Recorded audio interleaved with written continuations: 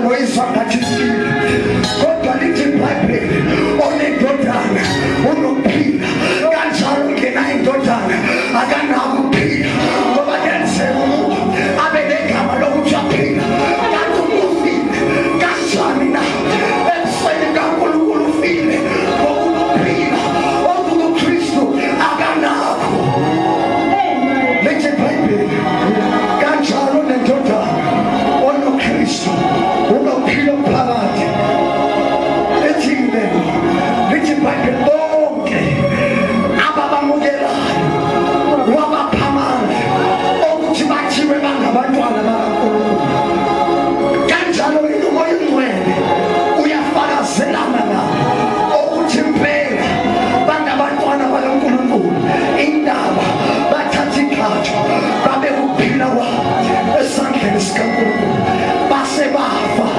baqondana nesono othi ngisize nabo uthi uJesu ngiyathandaza ukuthi babanikeze umduduzi anikeze umsizi ngokuba impilo yobuKristu ayikho ngamandla nangenyama yomuntu kodwa ngamandla kaKristu ephila umuntu. Haleluya. Umuntu wathola kanjani amandla ukuthi ahambe ngokulunga kukaNkulunkulu? Wathola ngokuthi amkele uKristu abe kuziphila kwakhe esandleni sikaNkulunkulu afe maqondana nentando yakhe bese aphilela intando kaNkulunkulu.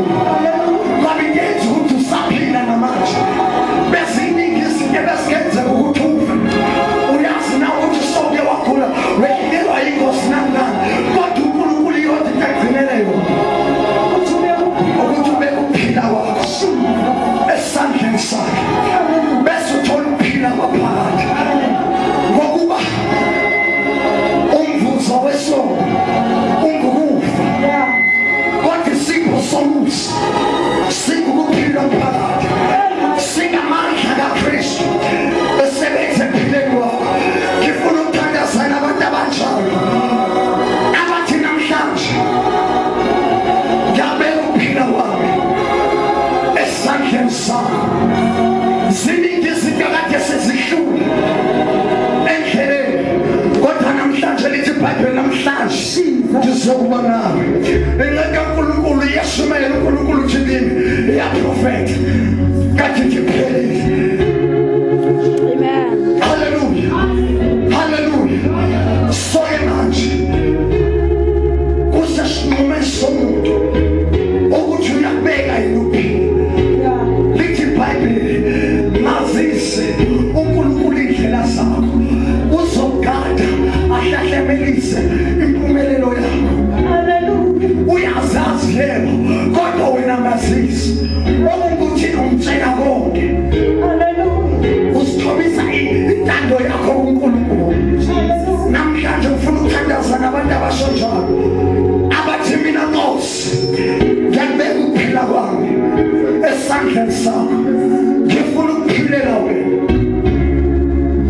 Ngiyazi mina kade uzama uya kuJona nokuphuzana nami into eyenza ukuthi bohluleka ukuthi ukuphila kwakho awukalabeki kodwa manje isikhathi sokuthi ube ukuphila kwakho uJesu wenze ukuthi abisana behlazo emthini. Lithi iBhayibheli iqalekisiwe ngemthini kodwa uJesu wathola isiqalekiso ngenxa yethu ukuze sibe ngokulunga kwakhe.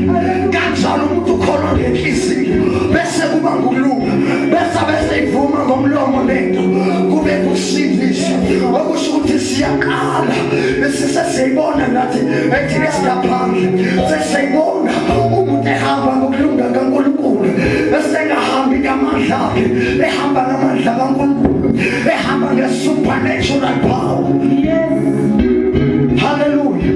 Ngoba into eyenza umuntu ahambe aphilela uJesu ukuthi ubekile isandla sakhe emva kwalokho wafa maqondana nesono wafa maqondana nevili yakhe noma nentando yakhe usephila la ithi khona Nkosi lapho uyakhona mina ngizokulandela. uJesu nangabe ekhetha abafundi uthi ngilandeleni. Amen. Ngoba umuntu nangesebe ukuphila kwakhe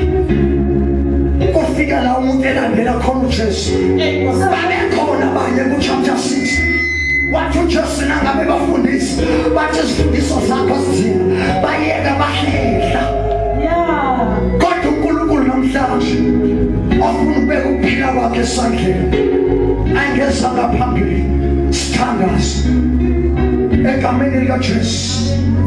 Jesus, Jesus, angeza ukubeka ukuphila kwakhe. Hallelujah.